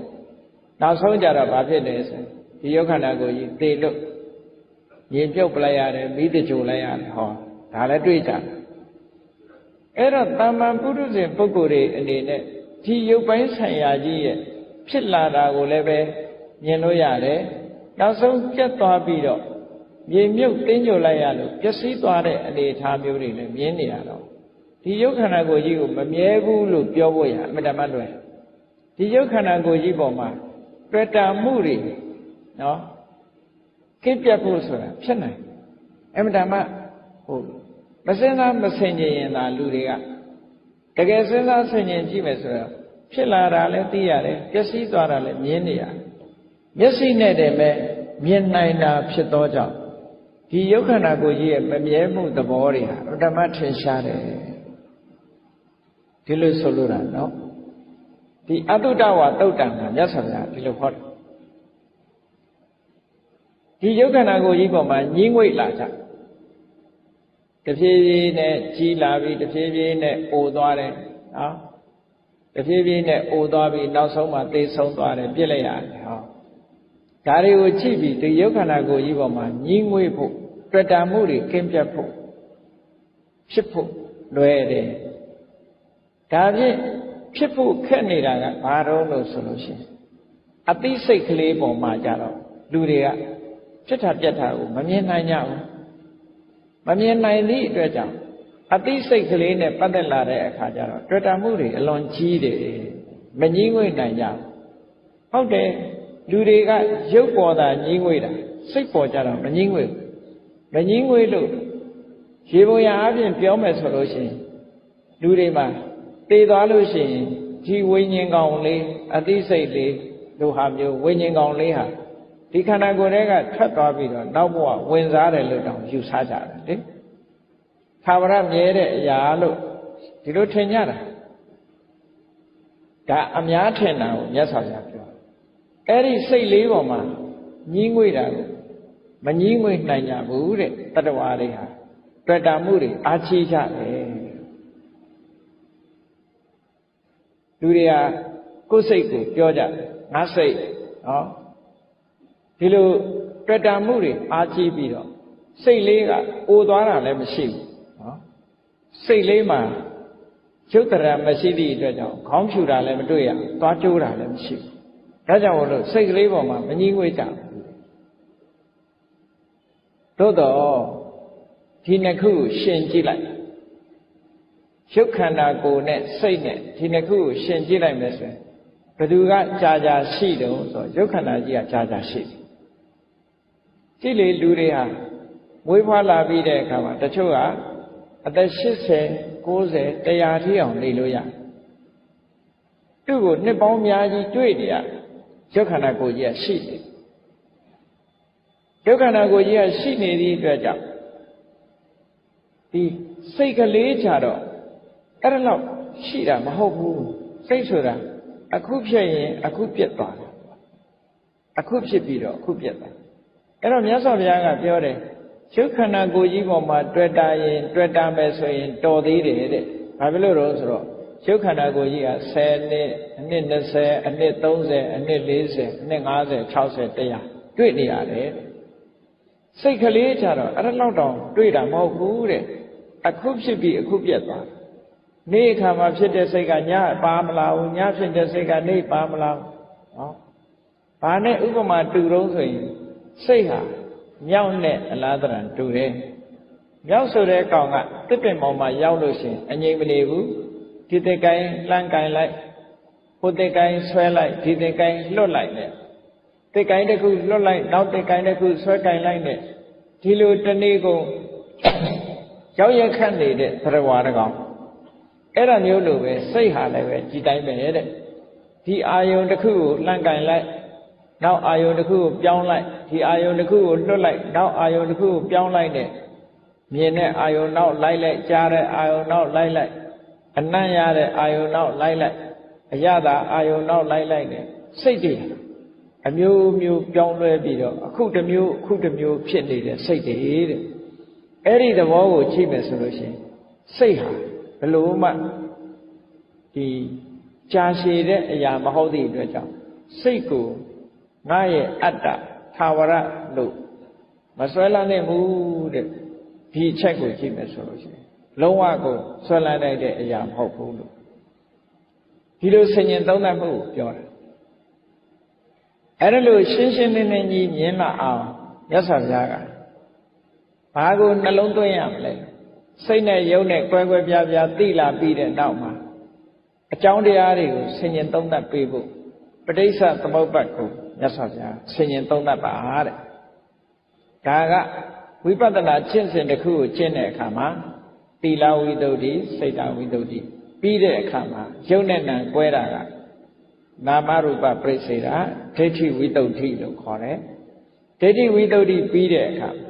အကြောင်းတရားအကျိုးတရားကိုဆင်ញင်နိုင်တဲ့အကြောင်းတရားတွေကိုသိနိုင်တဲ့ပစ္စယပရိက္ခအဲ့ဒီဉာဏ်ရလာမှကင်္ခာဝိကရဏဝိသုဒ္ဓိလို့ဆိုတဲ့ တန်တရားတွေကိုကင်းရှင်းသွားစေနိုင်တဲ့စင်ကြယ်မှုမျိုးရလာနိုင်အဲ့ဒါကိုရဖို့ရအတွက်ပဋိစ္စသမုပ္ပါဒ်ကိုဆင်ញင်စဉ်းစားပါတဲ့ကဲပဋိစ္စသမုပ္ပါဒ်ကိုဆင်ញင်စဉ်းစားတယ်ဆိုပဋိစ္စသမုပ္ပါဒ်ဆိုတာခက်တယ်တပည့်တော်တို့ဆင်ញင်စဉ်းစားဖို့အမှန်တမ်းခက်တယ်ဆိုလို့ရှိရင်ပဋိစ္စသမုပ္ပါဒ်ကိုအလွယ်တကူသဘောပေါက်နိုင်တဲ့နည်းလေးနဲ့မြတ်စွာဘုရားဟောထားတာရှိတယ်အကြောင်း၄ကြောင်းကိုအရင်မှတ်ရနော်ဣမသမိန်တတိဣရံဟောတိတဲ့နံပါတ်1ကဒီအကြောင်းတရားရှိလို့ဒီအကျိုးတရားရှိဒါရှိလို့ဒါရှိတယ်ပေါ့တမန်ပြန်မယ်ဆိုရင်ဒါရှိနေဒါရှိကဲစဉ်းစားကြည့်တစ်ပင်ရှိနေလို့ရှိရင်တစ်ပင်ရိပ်ဆိုတာရှိတစ်ပင်ကိုခုတ်ပြလိုက်ရင်တစ်ပင်ရိပ်ဟာရှိပါအောင်မရှိဘူးတစ်ပင်ရှိနေရင်တစ်ပင်ရိပ်ရှိမှာအခုကြည့်တရားစစ်မီရှိနေတဲ့များကာလပတ်လုံးအလင်းရောင်ရှိဟာတရားစစ်မီမရှိတော့ဘူးဆိုရင်အလင်းရောင်လည်းမရှိတော့ဒါရှိလို့ဒါရှိတယ်ဆိုတာကြည့်အကြောင်းပေါ်မှာယက်တည်နေရပုံကိုစဉ်းစားကြည့်ပါဘုန်းကြီးတို့တရားနာပရိသတ်တွေအခုလိုငြိမ်ငြိမ်နဲ့ထိုင်နေနိုင်တာဘာဖြစ်လို့လဲအောက်ကချမ်းရှိလို့ချမ်းရှိဘူးဆိုရင်အောက်ငင်မြေမှာထိုင်နေလို့မှမရဘူးလေဒါရှိလို့ဒါရှိတယ်ဆိုတဲ့သဘောဟာဒါပရိစ္ဆေသမုပ္ပါဒ်ကိုအတော်ကျုပ်ပြောတဲ့ဟာအကြောင်းတရားရှိနေသည့်အတွက်ကြောင့်အကျိုးတရားရှိနေဣမတ္တဥပ္ပါဒာဣဒံဥပ္ပိစ္စတိဒီအကြောင်းတရားဖြစ်ပေါ်နေခြင်းကြောင့်ဒီအကျိုးတရားဖြစ်ပေါ်နေဆိုပါတော့တရားစစ်မီးရှိနေခြင်းကြောင့်အလင်းရောင်ဟာဖြစ်ပေါ်နေတရားစစ်မီးဖြစ်လာခြင်းကြောင့်အလင်းရောင်ဟာဖြစ်ပေါ်နေတယ်ဣမသမိန်အတတိဣဒံနာဟောတိဒါမရှိတော့ရင်ဟိုဟာလည်းမရှိတော့တရားစစ်မီးမရှိတော့ရင်အလင်းဆိုတာမရှိတော့နေမရှိတော့ရင်အလင်းဆိုတာမရှိတော့ဟောဒီလိုဆိုလို့ဣမတ္တနိရောဓဣဒံနိရောဓတိဒါချုပ်သွားလို့ရှိရင်ဟိုဟာလည်းချုပ်ဟောတရားစစ်မီးပြတ်တောက်သွားတယ်ဆိုရင်အလင်းရောင်မှပြတ်တောက်သွားတယ်ဒီသဘောကိုပြောတာနော်အကြောင်းနဲ့အကျိုးဆိုတာတစ်ခုနဲ့တစ်ခုဆက်ဆက်ပြီးတော့မိတွဲနေရတဲ့သဘောကိုပြောပြပရိစ္ဆေသမုပ္ပါဒ်ဆိုတာချင်းညို့အဖြစ်ဒါပဲဒီအကြောင်း၄ခုနဲ့ပြောတာနော်အဲ့တော့ကိုယ့်ကိုယ်ဆင်ញင်စဉ်းစားကြည့်ဖို့ပရိစ္ဆေသမုပ္ပါဒ်နဲ့ဆင်ញင်စဉ်းစားကြည့်ဖို့မြတ်စွာဘုရားဒီလိုဟောတာပရိစ္ဆေသမုပ္ပါဒ်အပြည့်စုံအလုံးကိုသိနေတာအဝိဇ္ဇာပစ္စယသင်္ခါရသင်္ခါရပစ္စယဝိညာဏအဖြစ်ဘက်ကတည်းအချုပ်ဘက်ကကြည့်တဲ့အခါကျတော့အဝိဇ္ဇာချုပ်ငိမ့်သွားလို့ရှိရင်သင်္ခါရချုပ်ငိမ့်သွားတယ်ဆိုချုပ်ဘက်ကနေပြောတာဒါရှိလို့ဒါဖြစ်လို့ဟိုဟာဖြစ်ရတယ်ဆိုတာအဖြစ်ဘက်က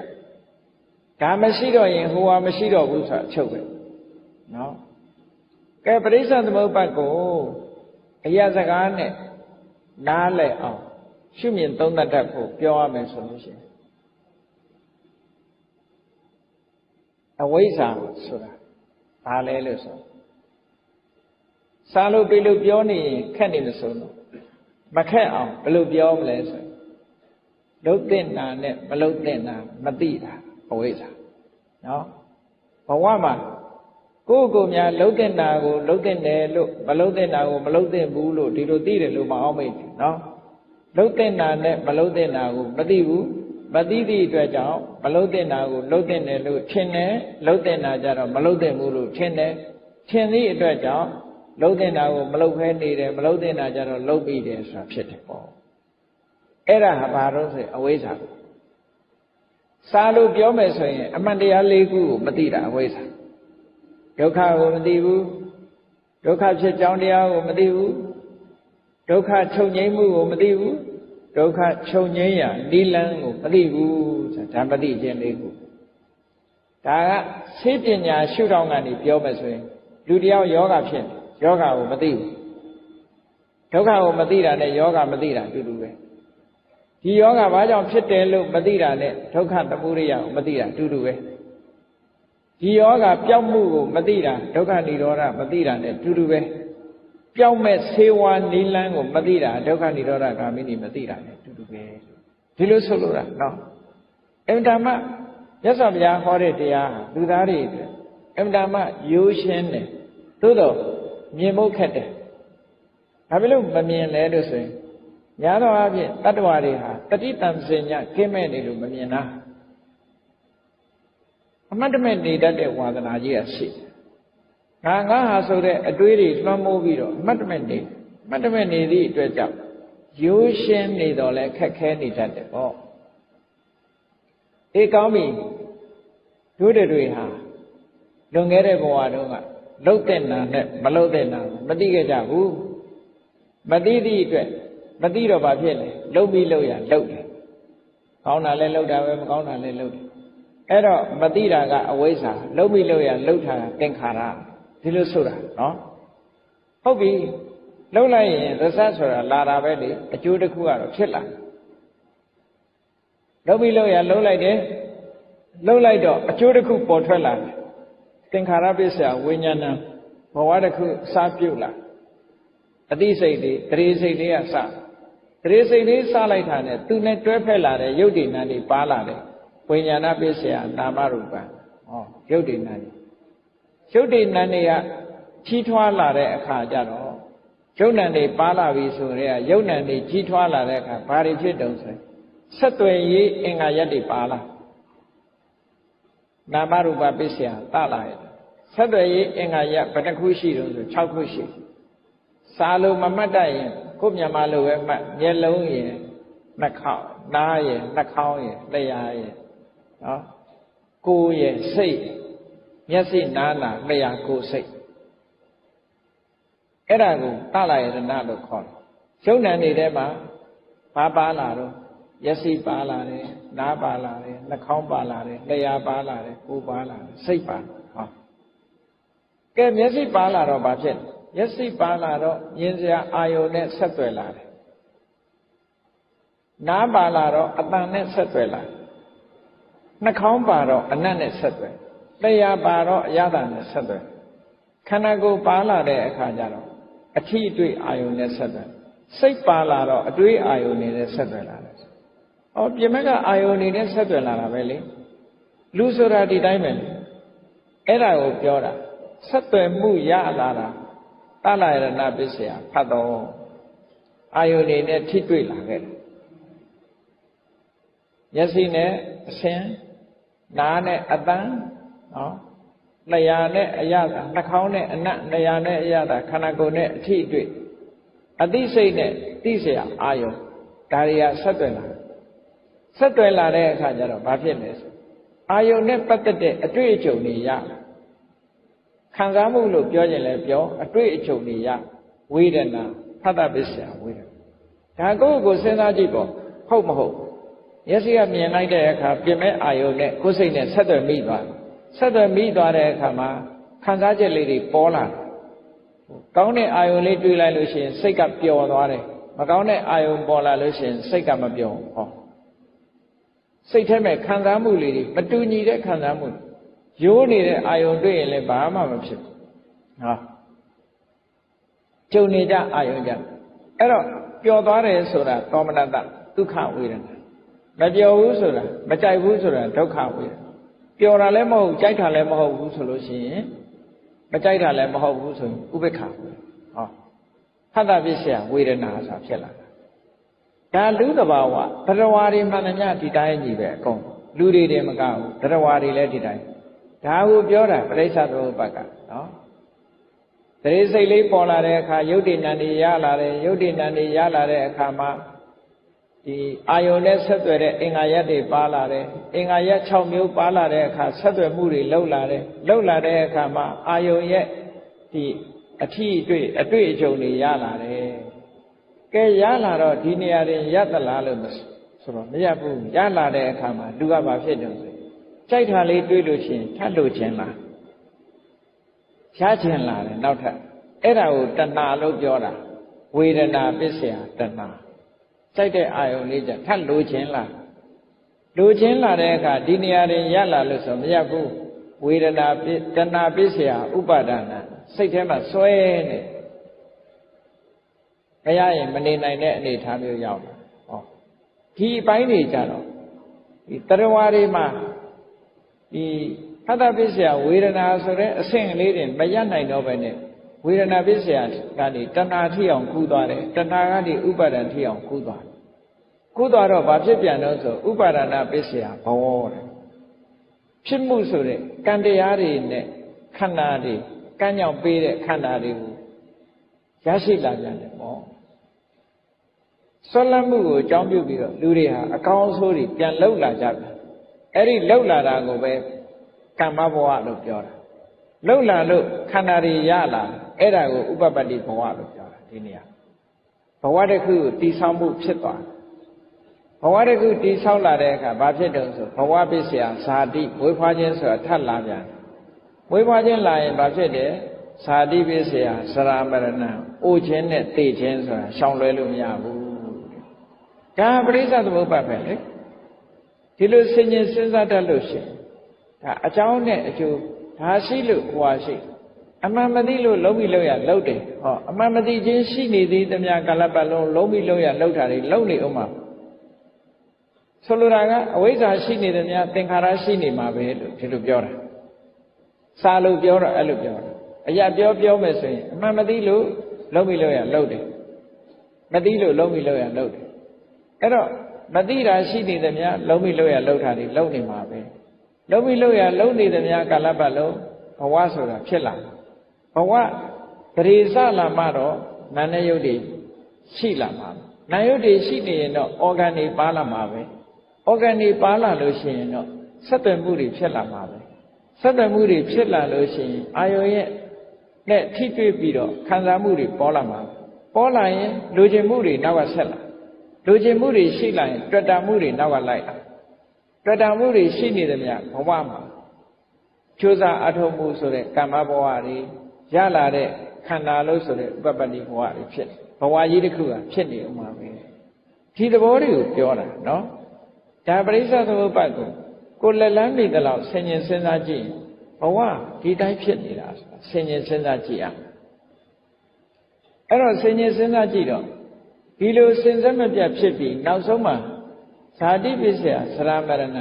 အိုခြင်းတိတ်ခြင်းဆိုတဲ့ဒီဒုက္ခနဲ့ပဲဘဝတစ်ခုဟာအဆုံးသတ်တယ်လို့ဆိုတော့ဒါကြီးကိုရပ်ပစ်ခြင်းဘယ်လိုလုပ်ရဒါကြီးကိုရပ်ပစ်ခြင်းနောက်ကြောင်းပြန်ကျင်လိုက်မွေးဖွားတာရှိနေသမျှအိုရာသေးတာရှိပါမယ်အဲ့တော့အိုရာသေးတာမရှိအောင်မလုပ်ရဇာတိမရှိအောင်လုပ်ရမွေးဖွားတာမရှိအောင်ဒါဖြင့်မွေးဖွားတာမရှိအောင်မလုပ်ရ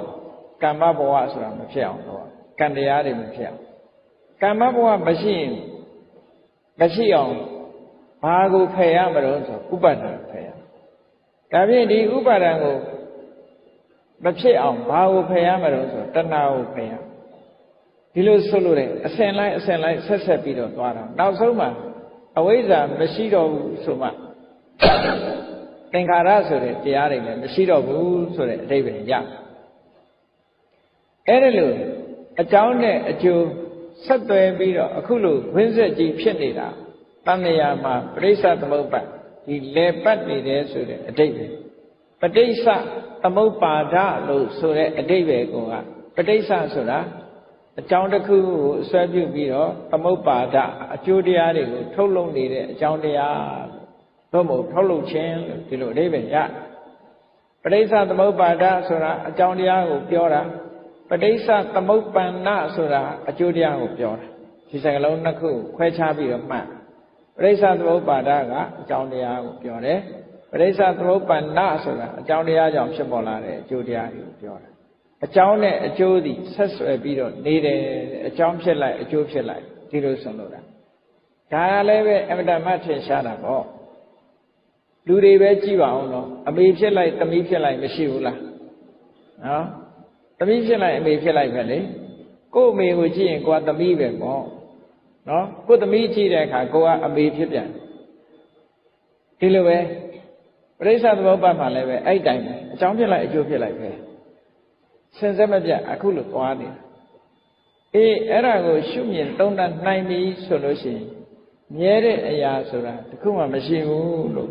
ရှင်းရှင်းလင်းလင်းကြီးမြင်လာပြီဆိုတဲ့အခါနောက်ဆုံးရှုတရားပေါ်မှာလည်းပဲတွေ့တာမှုတွေကင်းပြတ်လာမယ်ဝေဒနာဆိုတဲ့ပေါ်မှာလည်းတွေ့တာမှုတွေကင်းပြတ်လာမယ်တင်ညာလို့ဆိုတဲ့ခန္ဓာပေါ်မှာလည်း တွေ့တာမှုတွေကင်းပြတ်လာမယ်သင်္ခါရဆိုတဲ့ခန္ဓာပေါ်မှာလည်းတွေ့တာမှုတွေကင်းပြတ်လာမယ်ဝိညာဏလို့ဆိုတဲ့ခန္ဓာပေါ်မှာလည်းတွေ့တာမှုတွေကင်းပြတ်ဘာဖြစ်လို့ကင်းပြတ်လာတော့ဆိုဒီတဘာဝတရားတွေဟာဖြစ်ပြီးတော့ပြတ်သွားတဲ့အရာတွေဖြစ်လို့ဖြစ်ချင်းပြတ်ချင်းဆိုတာတွေအများအားနှိမ့်ဆက်နေလို့ငါလုံနိုင်တာတခုမှမပါတာဖြစ်သောကြောင့်နေတံမမဒါကဟာလည်းမဟုတ်ဘူး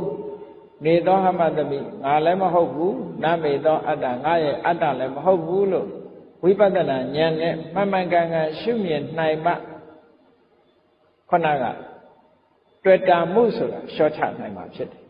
တွေ့တာမှုကိုရှော့ချနိုင်မှစိတ်နှလုံးပူပန်မှုဆိုတာပျောက်ခဲမှာဖြစ်တယ်ပေါ့တွေ့တာမှုရှိနေသေးသမျှကာလပတ်လုံးစိတ်ပူပန်မှုဆိုတာဘယ်တော့မှပျောက်မှာမဟုတ်ဘူးတဲ့အဲ့တော့စိတ်ပူပန်မှုကနေလွတ်မြောက်အောင်ကျင့်ဆောင်ဖို့ဆိုလို့ရှိရင်ဘာကိုလုံးဝမှာတော့လို့ဆိုရင်တွေ့တာမှုဖယ်ရမယ်တွေ့တာမှုကိုဖယ်ခြင်းဘာလို့อ่ะအမှန်တွေ့တာတဲ့အရာတွေကိုအမှန်သိအောင်ဆင်ញင်သုံးသပ်တတ်တယ်လို့ဆိုလိုတာပဲဆင်ញင်သုံးသပ်လို့အမှန်သိပြီဆိုလို့ရှိရင်တွေ့တာမှုတွေမရှိတော့တွေ့တာမှုမရှိဘူးဆိုလို့ရှိရင်တောကမလာတော့တောကမလာရင်စိတ်နှလုံးပူပန်မှုဆိုတာမလာတော့ဘူးလို့ဒီလိုကြောင်းကျိုးဆက်နေတဲ့သဘောလေးကြည့်ပြီးတော့ဘုရားမြတ်စွာကမှန်ကန်တဲ့ကျင့်စဉ်တစ်ခုကိုဟောကြားညွှန်ပြတာဖြစ်ပါတယ်။တန်ရုပ်ပါဠိတော်မှာလာတဲ့အတုတဝါတုတ်ကြည့်မယ်ဆိုလို့ရှိရင်မြတ်စွာဘုရားဒီအတိုင်းညွှန်ကြားဆုံးမထားတာဖြစ်လို့ဘုန်းကြီးတို့တွေဒီလမ်းကလွဲပြီးတော့စိတ်ပူပန်မှုတွေကိုကြောက်ကင်းအောင်လုပ်နိုင်တဲ့နီလန်းဆိုတာတခြားမှမရှိဘူးဒီလန်းတလန်းပဲရှိတယ်။ဒါကြောင့်မို့စိတ်အေးချမ်းသာစွာနှလုံးစိတ်ဝမ်းအေးချမ်းစွာနေခြင်းမီဆိုလို့ရှိရင်တော့စိတ်ပူပန်မှုကိုဖြစ်စေတတ်တဲ့တဏှာကိုလျှော့ချရမှာဖြစ်ပါတယ်တဏှာကိုလျှော့ချဖို့အတွက်အမှန်အကန်သိဖို့တွေ့တာမှုမဖြစ်လာအောင်အမှန်ကန်သိဖို့ဝိပဿနာဉာဏ်ဖြစ်အောင်ကြိုးစားကြရမှာဖြစ်ပါတယ်ဒီနည်းတိုင်ကြင်ကြံကြိုးကုပ်အားထုတ်ခြင်းဖြင့်သာလေစိတ်နှလုံးပူပန်မှုတွေကိုမဖြစ်အောင်ကျင့်ဆောင်နိုင်ကြမှာဖြစ်တယ်လို့ကိုယ်စီသဘောကျပြီးတော့စိတ်နှလုံးပူပန်မှုကင်းအောင်ကျင့်ကြံကြိုးကုပ်အားထုတ်တော်မူနိုင်ကြပါစေကုန်သတည်း